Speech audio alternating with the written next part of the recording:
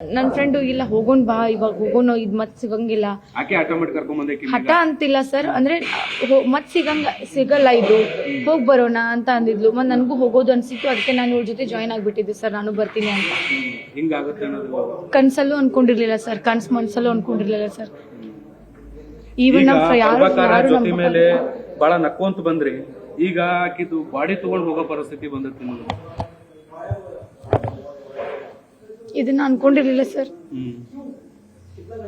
ಯಾರು ಎಕ್ಸ್ಪೆಕ್ಟ್ ಮಾಡಿರಲ್ಲ, ಯಾರ್ಯಾರು ಇಲ್ಲ ಸರ್, ಯಾರ್ಯಾರು ಇಲ್ಲ. ನಕ್ಕೋತ್ ಬರೋಣ ಒಂದ್ ಮೆಮೊರೇಬಲ್ ಡೇ. ಪೂರ್ತಿ 1.5 ದಿನ ಹೇಗ್ ತೆಗ್ದಿದೀನಿ ಅಂತ ನನ್ಗೆ ಮಾತ್ರ ಗೊತ್ತು ಸರ್. ಪ್ರತಿ ಕ್ಷಣ ನೆನಪಾಗ್ತಿದೆ ಸರ್. ಅವಳ ಜಾಕೆಟ್ ಒಂದೇ ಸಿಕ್ತು ಸರ್ ಅಲ್ಲಿ, ಅವ್ರು ತಗೊಂಡ್ ಹೋದ್ರಲ್ಲ ಅವಳಿಗೆ, ಅಲ್ಲಿ ಬಿದ್ದಿತ್ತು ಸರ್. ನನ್ ಬ್ಯಾಗು, ಅವಳ ಬ್ಯಾಗು, ಅವಳ ಜಾಕೆಟು, ಇದನ್ನೊಂದು ಹಿಡ್ಕೊಂಡ್ ಕೂತಿದ್ದೀನಿ ನಾನು.